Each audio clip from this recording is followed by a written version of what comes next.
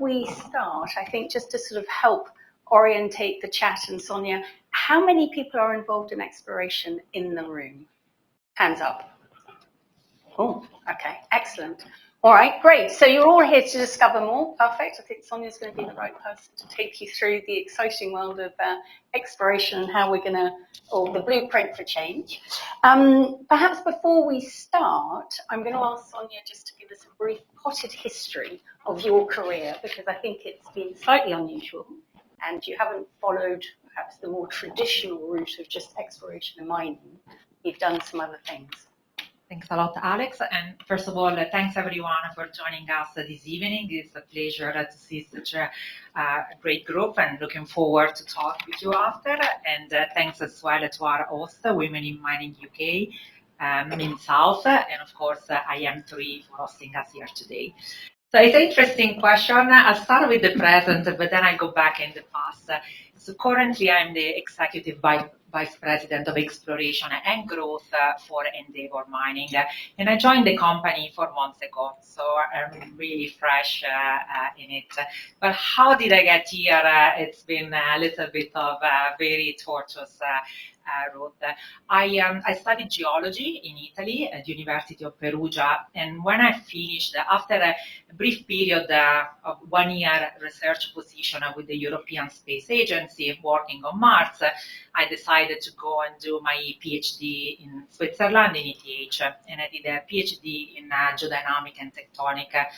All good. I thought my life would have been in academia. I had a postdoc role, but then all of a sudden I was invited for an interview for ExxonMobil, and at the end of the interview process, they offered me a job. And I said, okay, why not? That sounds interesting enough. I know nothing about oil and gas, but I'm sure I'll learn on the way. And so that's how I entered in the industry. And I started actually here in London over 20 years ago. We had a nice office in St. Catherine's, and then they moved to Leatherhead. Spent a couple of years in Norway, in Stavanger, and then moved to United States in Houston. And I worked in several projects across the value chain, exploration, development, production. I did enjoy Exxon, but I wanted something a little bit more challenging. And in 2012, I received an offer to move to BHP, and that's where I moved to BHP Petroleum. The first part of my career at BHP Petroleum has really been focused on several leadership roles across, again, the value chain, across exploration, production, development, a little bit into our technical service. Learned a lot about the business. I really enjoyed what the capability I built, especially because I work in so many different type of projects, and every time I had to really deeply learn. And in 2022, my last role in BHP Petroleum, I was leading our global exploration. The company decided to divest the petroleum, and I had the chance to move with the petroleum business. But at that time, I wasn't really sure if that was what I really wanted.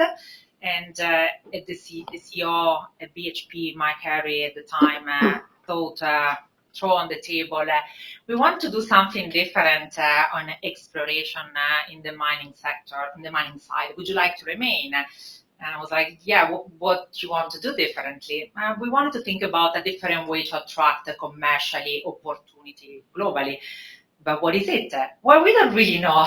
Are you interested to come and figure it out and build it? And look very deeply, do I go for a very clear path and job that I know what I'm doing, to something I have no clue about it?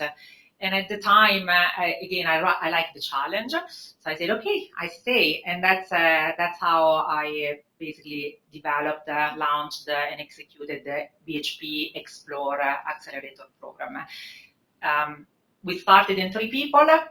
Not much funding, not much support, but I have to admit that has been probably one of the most amazing points of my career.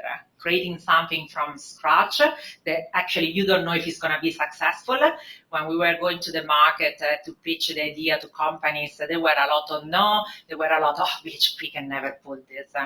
There were a lot of very negative comments out there, but we never gave up. We built it, launched it in a time record, 6 months from approval to being marketing and application coming through the door.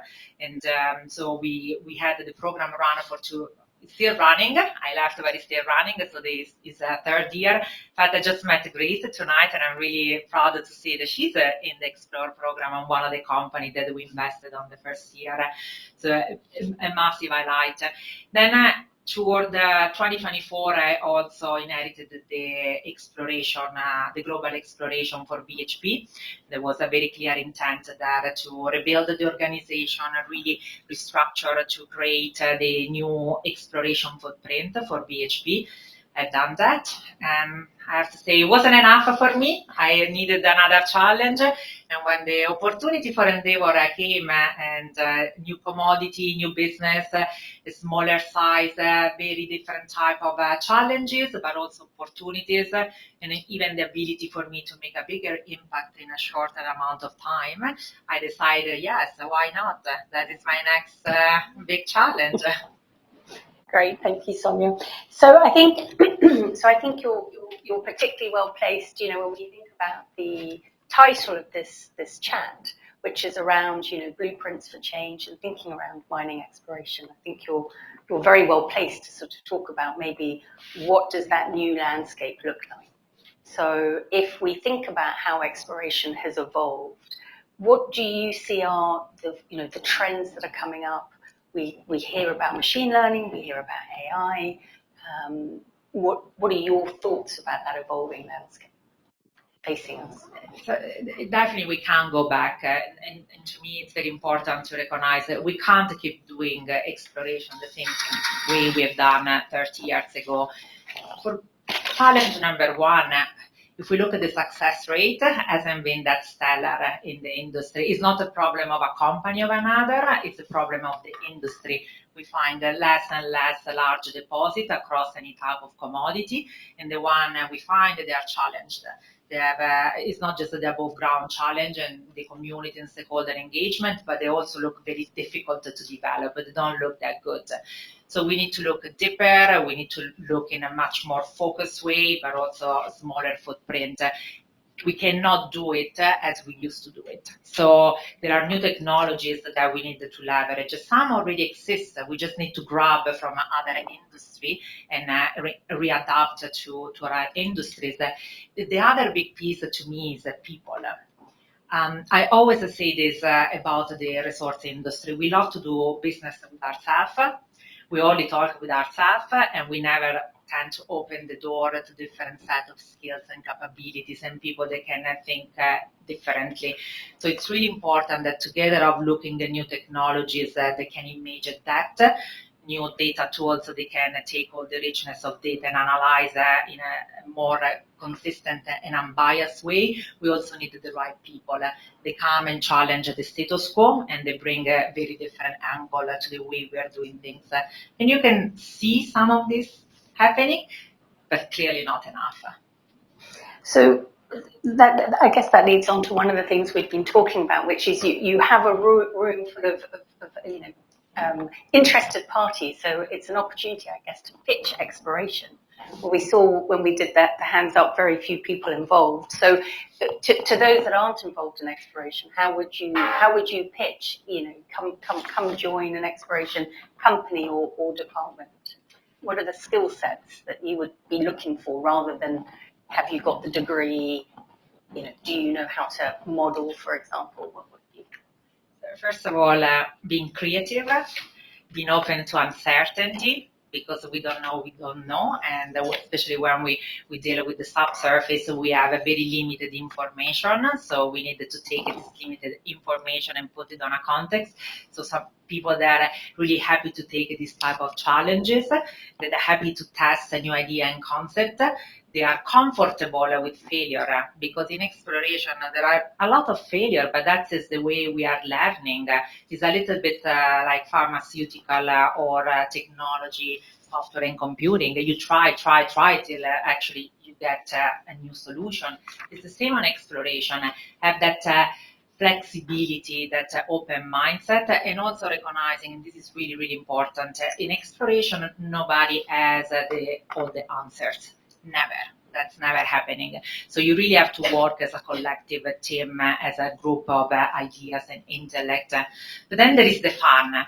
You get to go to all sorts of weird locations that you never thought one day in your life you would have gone to. You get to meet the most important, the most interesting people and have the most interesting conversation. I still remember actually meeting this was a meeting with the BHP Petroleum, but it was the Prime Minister of Trinidad and Tobago. We had this very big drilling campaign in deep water, and I still remember being lectured by him for 30 minutes because he had a PhD in geology. You never know that the Prime Minister has a PhD in geology, and explained to me all the tectonic of the Caribbean. So you just cannot imagine the richness and the exposure that exists, especially in exploration. And ultimately, the idea to have a discovery, finding something that nobody's found before, a new resource, that is priceless. That is like first foot on the moon. It's so much value. Not many people can say, I found something new on their career. So you get a lot of excitement with exploration. And thinking through then following on that to sort of starting a new company, tying the link between the new talents that increasingly we're going to need for exploration, as well as some of the challenges, as you mentioned, the fact that all those juicy deposits have been discovered, the easy to operate countries we're already in. What would be your advice to new startups in exploration? What are the types of things that they need to be thinking about? We're in a world of volatility, as we've seen over the past week or so. I would say start first with the team. Build the team of the right capabilities, but more than anything, the right mindset. It is having people that are flexible to do everything, but also trying to understand everything.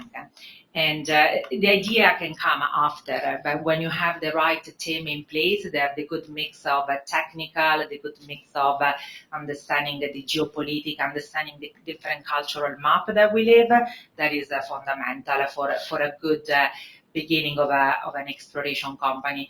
Also remember, exploration is the first foot on the ground. It's the first phase the community are meeting. It's the first phase the community I'm talking to. So it's really, really important having that interaction. And then, of course, you start small. So start small also with what you're going to spend, but dream big. And that's really important. I learned that with Explorer. And what I learned there was the companies we invested at the right teams. They tend to have the right idea, but they didn't have the big dream. But actually having the big dream that your northern light of what you want to achieve, where you want to be, it doesn't mean you're getting there today, but it gives you a sort of a mission to find your own direction.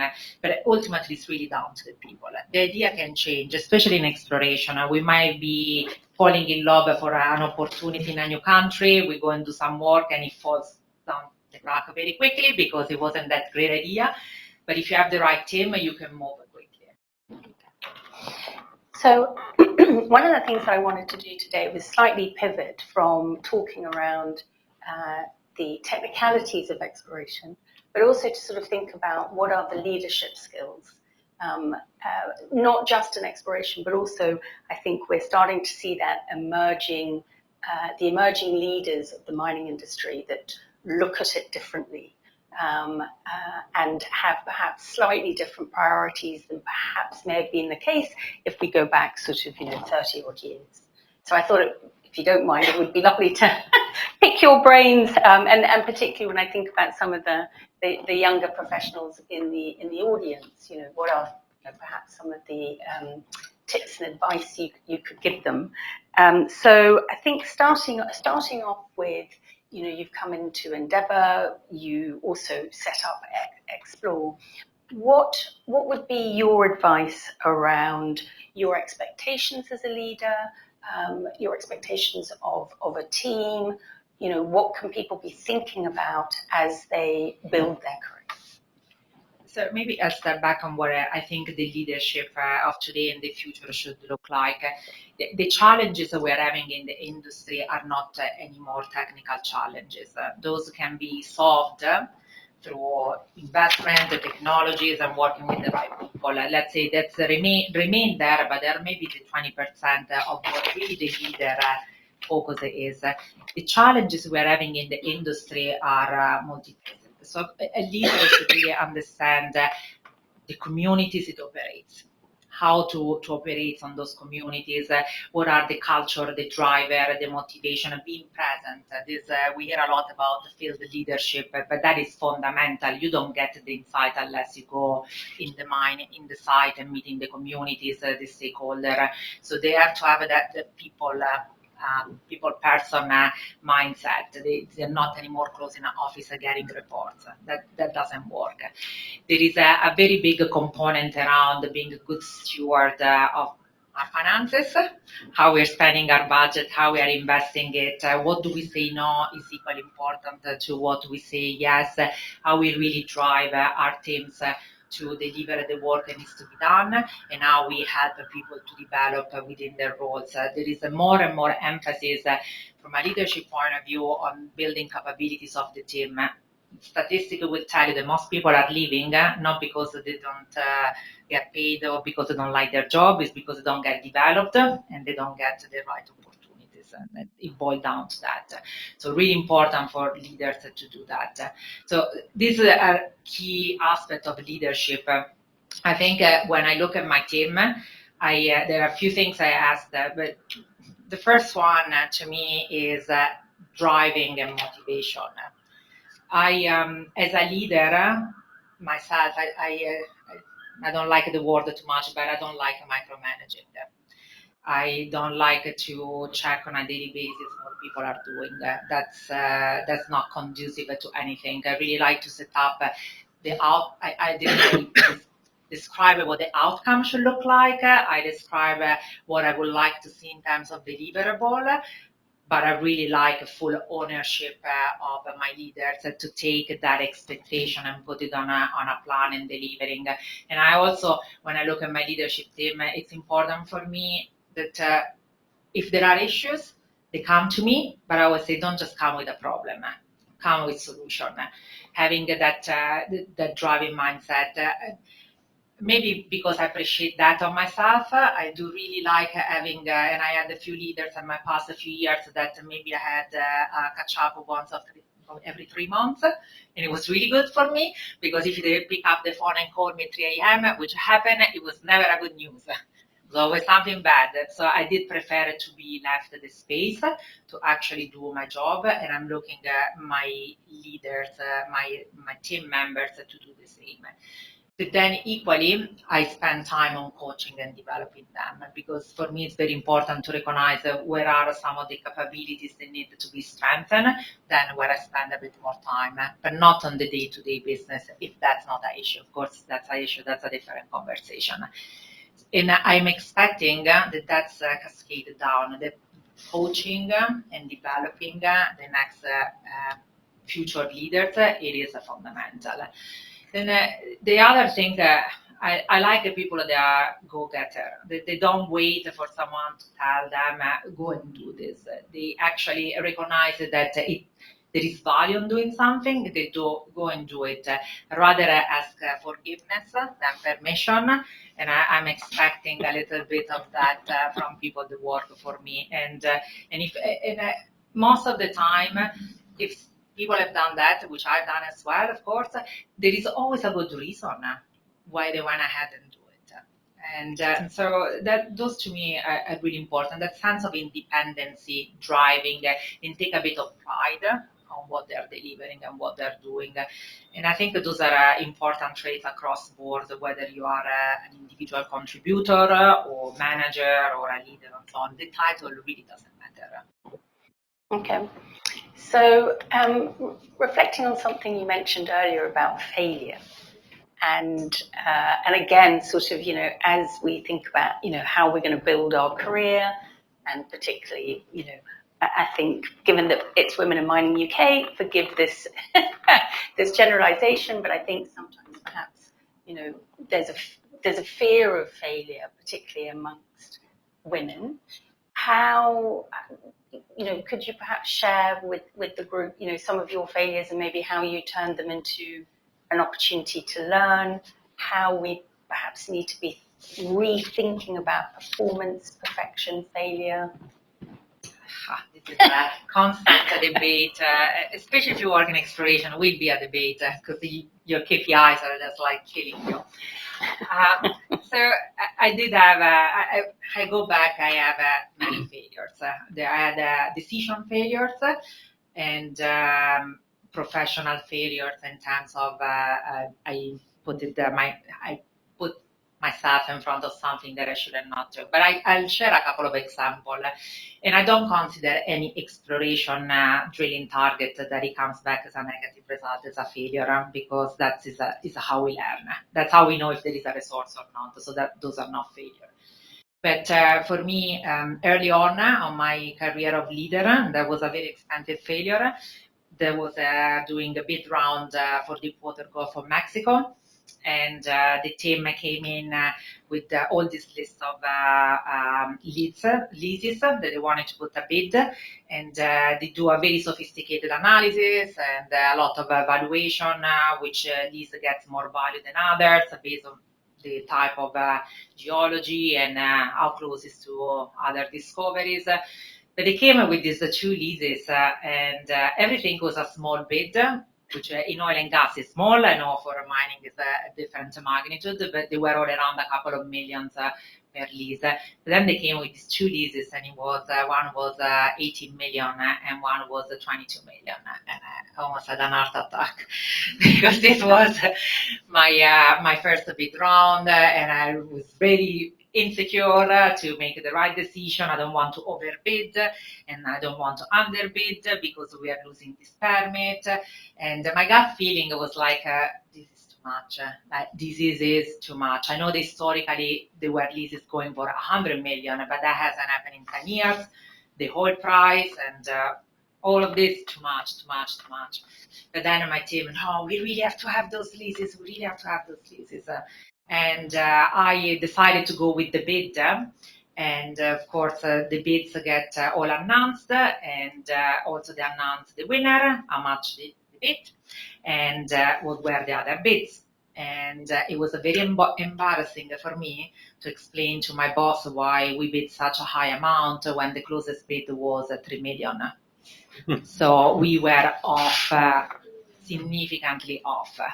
Really off, and that was a lesson learned for me. Big lesson learned. First of all, not just to go with your gut feeling, but really use the data to actually make the decision. Because the passion of my team was telling a number, but the data were telling you're not gonna get these high bids. And at the moment, I made a decision without really reflecting on that enough. Didn't happen again. Because it was not a good way to waste money, because ultimately that's what it boiled down. So that was one. Another one that it was a very unfortunate decision, which, okay, everything you can come back, by the way. There is nothing that you learn, you're not doing it again, you move to the next one. This was for a conference. And it was a very funny story. So I presented on Explore in Singapore 2023, and we were at the beginning of the program, and we were encouraging the people already to think about to apply for the second round. And I had this keynote speech, and then I was prepared, and at the end I just wanted to have a little bit of a sales pitch sentence, apply online, we accept any commodity, everything. And I wasn't really thinking much, but I know it was a very, very touchy conversation around uranium with BHP. And I made the comment, apply online any commodity, copper, nickel, uranium. I made a list, but next within 2 hours on the Australian Miner, there was a title that was a gigantic BHP invested in uranium. Yeah, because when you hear BHP, someone saying something like that, it gets picked on the market, and it was considered on record because it was a recorded conference. And we finished the conference. It was one of the latest speech. We had a little bit of a happy hour at the conference. We go for dinner. I go to bed at 3 a.m. I get a phone call from my boss, which was not really pleased about that. So that caused so much anxiety. I was so stressed. Oh my God, what I've done. I'm not going to have speeches anymore. No more conferences. I get really, really stressed out. And then I talked with our head of corporate affair, and she was like, no, no worry, no worry. I told to Mike, Mike won't be upset. Don't worry. But I knew people were really upset. And then someone told me, no worries. Tomorrow Rio will do something with her. And that's what happened. They put an article on Rio the day after, and the uranium story of BHP disappeared. So, but this is to make the point, you make a mistake, nothing is life or that. You learn from it, you just don't do it again. And Thank you so much for sharing. I'm not sure lots of other leaders would have been so open. What about investing in oneself? You've got obviously you have your PhD, an MBA. How important is it to make sure that we find opportunities to invest in ourselves and not necessarily rely on the company that we work for to develop us? I always thought, this is even before entering any industry, that my career and my development is on my end, and it's up to me to seek the opportunity to build on my strength, but also learn what I don't know and have that curiosity. So it is really important for people to recognize what do you think are your opportunities for growth, your area of growth, and then go and seek different ways that you can build that knowledge. And whether it's a PhD or an MBA or is formal training, informal training, I also tend to, especially early in my career, to volunteer for a lot of things in the companies. Like they were looking for someone to do a little bit of extra work. I raised my hand because it was an opportunity to learn something new. But also, I'm a big believer of coaching and mentoring. So I always had a coach, and it changed through time, the coach I had, because my career evolved. I had a more senior role, so I was looking for different capabilities to build with and work with the coach. But I always had it, so I always recommend it to people. And the mentoring, I have mentors that they've been my mentors for years.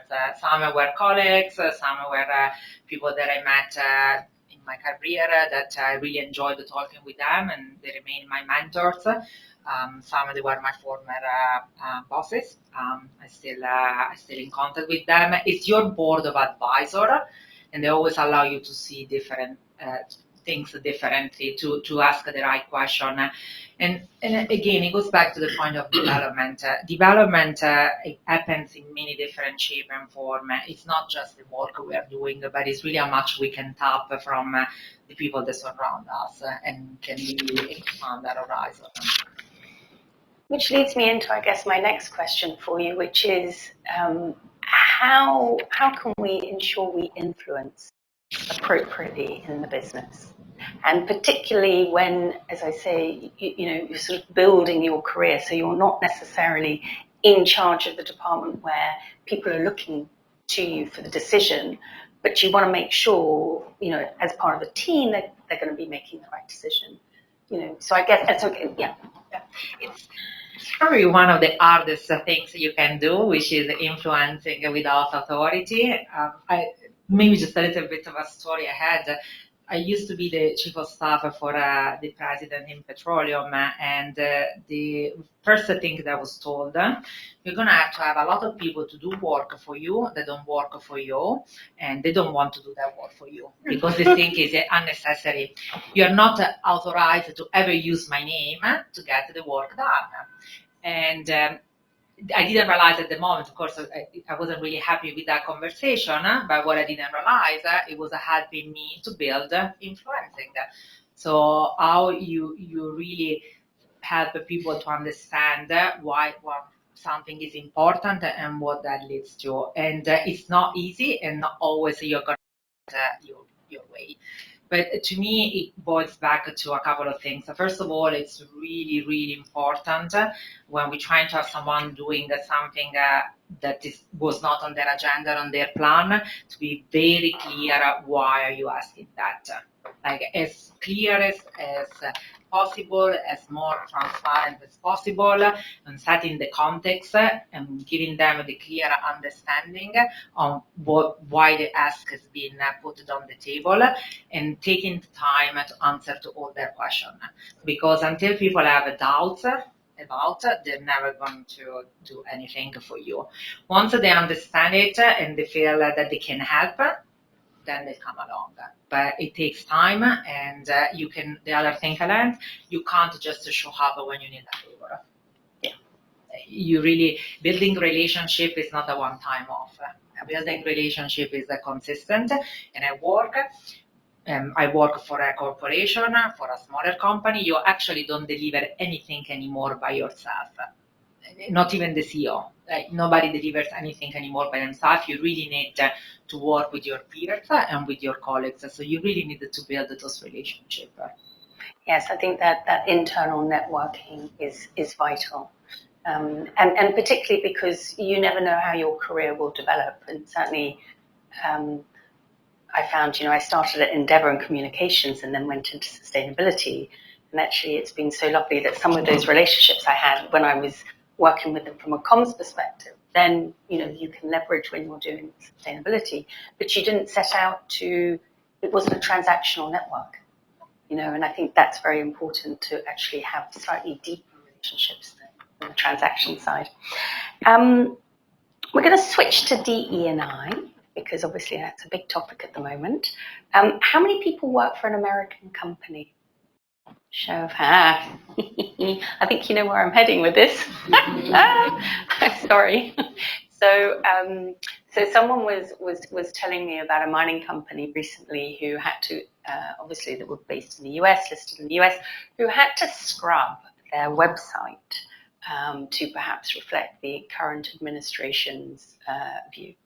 So I thought, Sonia, on that basis, it would be good to maybe talk a bit about the business case for diversity, equity, inclusion, and perhaps tying back into some of your earlier comments about the importance of talent, the right skill sets. What would you say to someone who might be, sort of head in hands? Oh my goodness, is this all over for DE&I? Where does that leave women in the industry? Or perhaps a cynic that says, well, you see, I said all along, it was just, that was just being, inverted commas, woke. What would be your response to some of that? Okay, I won't say the clear response in my head because it might be not polite enough.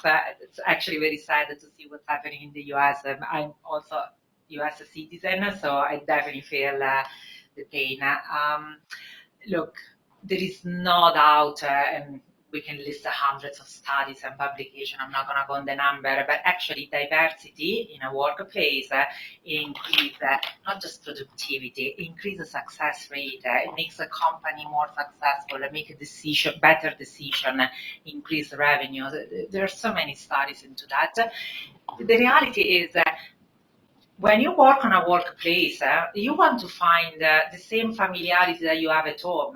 At home, we have diverse family. With our friends, we have diverse group of people that we go out. I want the same when I work. I don't want to enter in a room that I'm the only woman. That's not pleasant. That doesn't represent me. So there is definitely that component. They just allow people to feel more themselves, more comfortable, that they find more people that think similarly. But then ultimately, when you have a diverse group of people, that's where you sort of dismantle a little bit the status quo. That's why you have those conversations that diverge from what everybody thinks, because there is always this group thinking that becomes very similar and consistent all the time, and decisions are all equal, all the same. You don't want that all the time. You want someone that come with, what if we are doing that? Not only come with a what if, also get heard, because sometimes you don't get heard. And when you actually open the door to a more diverse group, where it's definitely gender diversity, but it's also ethnic diversity, it's also not technical, but career and capabilities diversity. That's where you really can get more richness on the content. I always really appreciate my previous company, my head of portfolio that I brought her in, and head of portfolio for BHP exploration, and her background was not absolutely mining. Her previous role was head of innovation for Coca-Cola, so nothing to do with mining. But she was always asking those very peculiar, simple question. Help me understand that this you're saying doesn't really make sense to me. And really force people to explain things differently, to rethink how they explain things in a way that is understandable to everyone. I always have this, especially in exploration, I always have this frustration when people start throwing those non-geologists call the mambo jumbo terms that nobody understands, and it feels like a competition. Who knows the most obscure term? This is not making the life of exploration easier, because ultimately you have to go and ask money to people that are not explorationists. So not being able to communicate is not a good thing. And having that diversity in the room actually forces you to step away from that and make it simpler, easier, more articulated for others. Just that simple thing would have to get more investment on the table. Just that. Imagine when you have a cross-board, imagine when you have a cross-idea generation or developing something. It's just the richness of the conversation and the outcome is superior. Thank you, Sonia. I'm conscious with a full room that I don't wish to dominate, and I'm sure there are lots of questions that you would all like to ask Sonia. So I think Paul is going to kindly do the Q&A, if it's working. Thank you, Grace. We always need one to break the ice. Sure. No, thanks for that. It's been really great. We've heard everything from talking about Mars to landing on the moon to being okay to fail. So I'm sure you got this question a lot when you were starting in exploration, particularly with Explore. But it's obvious that the way the world does exploration doesn't work, right? The way that it's financed, you have CEOs where they're incentivized to showcase their projects because it's what pays their bills, and they need to get return for their investors. So I know this is a bit more of a financial question, but what would be your view, having spent all that time doing these innovative things with Explore and now with a multi-project company, that the industry needs to do to put the financing in the right place? That's a great question, and actually the financing issues was the main reason why Explorer was developed. It really occupied a clear niche in the market that didn't exist, which was the right investment, driving the right behavior at the right time. And so what we all know, especially it's a little bit less so in larger companies, that even if exploration is discounted, ultimately they need it and they reinvest. But the juniors market, they only work within only exploration. And what we saw is that this treadmill of small companies that they might have an idea, a geologic concept, but because they need to raise capital, they're not going to do the right work to actually bring that opportunity forward. They're just going to do enough work to prove, to drill a well or two, prove a little bit of a dream, sprinkle of a resource to go and get the next tranche of capital. And they are not invested by traditional investors or large firms, but it's all small boutique investment firms that they're really attracted to that. That has created across the board a lack of proper investment, a lack of investment on the proper opportunities, and then there's a fragmentation of thousands. I didn't even know there are over 5,000 listed junior companies, and we think as many private equity, which is insane, absolutely insane.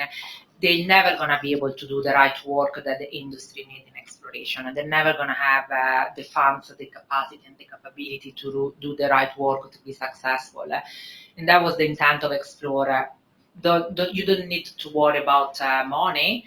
We'll give you the money to do the right exploration work. Now, the companies they come every year, they're not thousands. We'll set up the best of the best. But what needs to change, because the question you asked was what needs to change. First of all, we needed to stop to encourage, and I'm sorry, this is a little bit against what's happening, to stop to encourage this constant creation of new companies. And I know it's very profitable because a few people make a lot of money by having a lot of these juniors listed in various stock exchange, but that's need to stop first. And second, we need to create an environment where the juniors actually can partner with larger corporations and that they receive the right investment. Ultimately, an investor, an institutional investor or a financial analyst, they might see the opportunity, but they don't see the value because it's too early stage. And that's something that the industry, the larger company, should put their place on the investment. Which I think is changing, isn't it? I mean, we've seen BHP with Explore. We have seen the majors recognizing that they need to be supporting the junior end of the market. There is two questions. They either go back and do proper exploration themselves, or they invest on the ones that are doing exploration. I also have to say, when we did the selection for Explorer was extremely daunting for the companies. Within the 2 years, we had over 850 companies, and we all accepted 7 the first year and 6 the second. Is a very, very intense selection process. You encounter a lot of companies they're really selling smoke, and unfortunately, an investor that doesn't have the technical background, they're gonna go. They don't recognize the difference, and they're gonna write a check to the wrong faces, and some of them are usual suspects. Actually, some of them they are people that've been jumping from company to company for a while, and you don't understand that till you actually now have a pool of 850 application, and you start to see the trends.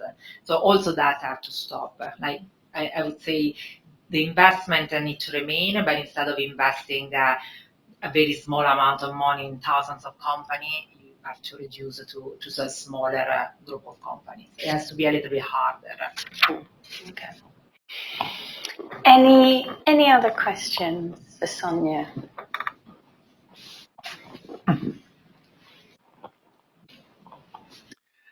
Sonia, thank you very much. I'm, as you can tell, very long in the tooth. But we're sitting here today in the Institute of Materials, Minerals and Mining. And I just wondered, with your teams, are you able to encourage your teams members to get involved in, not necessarily this institute, but other similar bodies? Because I know one of the problems sometimes is not obviously with your team, but because people are timesheet driven, to say, well, I'm going to go and spend 3 hours on a committee, it's difficult for them to explain. But there are tacit benefits that come from that, speaking from experience, where you are sitting in any group like today with people who other companies, and not just the routine of taking minutes, but, and just a further point, because I feel that our profession does not have good public image, and I'm not sure that our professional bodies help us in that. It's maybe going a bit away from exploration, but I was interested in any thoughts. All good point. I definitely will encourage my team to be part either as this association or others. There is to me a huge value. First of all, you get to meet, to build your network beyond your peers at work. But second is an opportunity also to identify talents that actually can be brought in the company later on. Just selfishly speaking, but that's to me, it's really important. And I know we are part of some association. Definitely, I was before my previous life, but definitely will encourage on the new life. But it's also great development opportunities for my team members. Now, I don't have a team members from exploration actually in London. I'm the only one sitting in London, but there are definitely other people interested. On your third point, it is very true that as an industry, and especially exploration, we're not very attractive to young talent. A lot of, I'm not sure how it is in UK, but I just recently relocated from US and Canada, and a lot of programs for geoscience, engineering, mine engineering, mine geoscience have been shut down. Partly because people don't attend anymore, and partly because the sentiment toward the mining and resource in general is not great. But I think we need to recognize that. We have to recognize that. We have to recognize that as an industry we made mistakes, and we made big mistakes in the past. Take ownership of that, but then also recognize that we have a critical role into society. Like everything is based on minerals. Like, you won't have anything without. And how we can position ourselves to give a little bit more positive advertisement, but ultimately call out new talent that can come in, recognizing the challenge around the mining and help us to disrupt the challenge, how we can be more sustainable on our mining activities, how we can do exploration with less impact and less footprint by doing more desktop study or remote work. In terms of remote analysis, like, we can definitely put ourselves on a different position. I think that I hear a lot of this in many contexts. I think as an industry, we have not come collectively with that industry message. I think that's probably a very fair comment. And to your earlier comment, for the women in the room, great news is we have head of events here, and we have the deputy managing director of Women in Mining. So if you'd like to volunteer, aim on, or again, you're at the back. Don't be shy. Again, you're marketed as a recruiter. One of your many hats. I think you had a question for Sonia. Very much inspired by the. I don't have loud voice.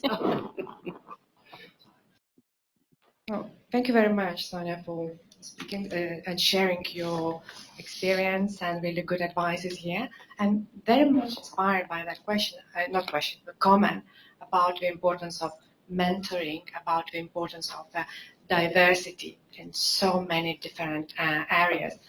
I'm just curious, from Women in Mining perspective, curious with your thoughts, what do you think, what could be that next step or expanded role for Women in Mining organization to take the role to take on? What questions should we ask the organizations, the key players in the market, and how to support our members who could access to these opportunities to bring in as well the experience, the skills, and to help us to better that image of the industry and to have more fun together. Couple of questions. Thank you. So I think, look, I find the Women in Mining program to be phenomenal. So really doing a very, very good work on connecting people, networking, and the mentorship. I think that needs to be even more stronger and solid to have companies that really allocate the time and resources, especially for sponsorship and mentorship. And I know also you're doing the intern program as well. I think that should be even more formalized with the talent that can sometimes, it doesn't have to be someone that has a specific mining background, but someone that can just come in and work for a couple of months in the company, get a feeling for the company, and get to learn and bring back the learning to other people as well, to sort of advertise the environment. I am kind of sometimes I like informality, but I think on mentoring and in internship program and collaboration between the companies and Women in Mining, I would like that very formal. in the sense with a very clear plan. And the reason why I'm saying that is otherwise it doesn't happen. And we put all ourselves on our busy schedule. I will mentor that person.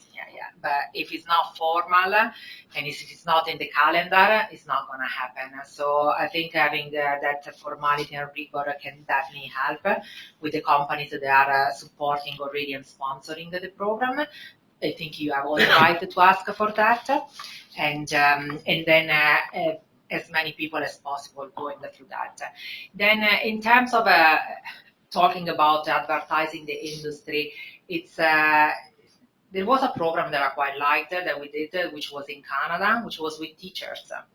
And what we like of that program, we recognize that a lot of questions come from kids going back from school, that they heard the teacher saying ABC, and I heard all the ABC from oil and gas to mining, and the kids come back home, and I was including my son when he was little.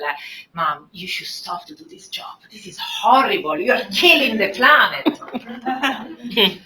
And so we recognize that you can do much work at home or on the company, but then that's not how it's explained and told outside. So we actually had a teacher program, and we brought teachers from a few associations in Canada, and we started in Saskatchewan, where we had the big operation, to come to a one-on-one mining program to talk about the pro and cons of mining, being very honest and transparent, to talk about what mining does, the careers, and we had the testimonials coming and teaching. So it actually was, while it was organized with an association, it was company-led. So there were people from BHP doing the teaching with a very clear example. And that was very well received, because when we think about education, we often think, let's go and find students at the end of university that come and work in the industry. That's too late. You want to start to involve people early on. And that for us was a good example. So maybe something perhaps that you can expand to. Good tips. So we have a question from Stacey Hope, our MD, who's online. Hi, Stacey. She's just texted me and said, apologies that I could not be there in person. Ciao. Ciao. She would like to know, we talked about lessons learned and how you believe exploration should evolve. However, what are your current challenges? And what's keeping Sonia up at night? And just so we don't put Sonia in too much of a difficult position, these are general questions, not Endeavour specific. The challenges is a very unstable geopolitical environment. When you look for exploration, and you're going to always get asked the question, can you develop a mine there? And the classic expression is, well, I don't know. But actually, that's not the answer. The answer is, let's look at what is the environment today with all the geopolitical instability in this world. And by the way, we don't decide where the resources are. That's where the rock are. They don't care about country boundaries. So it's really how we can navigate all this turmoil that is happening globally, recognizing that it's a long-term game. We invest today, but we are going to get our payout in a few years. So how can we mitigate that? What choices should we make? How we manage it from a portfolio point of view? So that's definitely something that is my main challenge and focus, especially when we are looking to grow our business. And then what keeps me up at night is really actually building a strong, resilient team capabilities, because we are going to have opportunities that are failing. We're going to have to move quickly. We're going to have to change our direction, because the external environment, it is what it is. So how can I build the capabilities in my team in a very short amount of time to actually be able to deliver within those challenges? Good, so just looking at the time, coming up to 7:10, I suspect we're all feeling probably a bit thirsty. Are there any other questions? Yes, one more, perhaps? Yep, go ahead. So thank you, Sonia and Alex, for the interesting questions. Thank you very much for the interesting questions and insightful answers. My question is, how can or how do other departments within a mining company, for example, investor relations team, business development, legal, for example, help to redefine the world of mining exploration? It's a great question. So step back with exploration, really look at the growth and build the portfolio that can sustain beyond what is existing today. And to do that, you really need support and help from all these functions you talk about. But to me, it's not a passive support. It's more a collaboration in the sense of opportunity around attracting talent, how we can attract talent, how we can rebrand ourselves out there in a way that people really want to come and work with us because we are doing something cool, or how we can think a different way to structure commercial deals, think differently what we've done in the past, why we can't adopt a contract type and deals similar to other industries, why we need to work on the same frame of reference. So I'm really looking at my peers and my team members in Endeavour to actually come with ideas and suggestions. I don't know what I don't know. So I'm open to different way of thinking, and the collective brain is more powerful than one person. Absolutely. Great. One last question, Grace. I'll do it for the microphone. Formality. Thanks so much, Sonia. My question's more around career development. And you talk a lot about building relationships with people, having those relationships last. One thing, well, as part of that is emotional intelligence, which I know is a term that comes sometimes thrown around and it's not fully understood.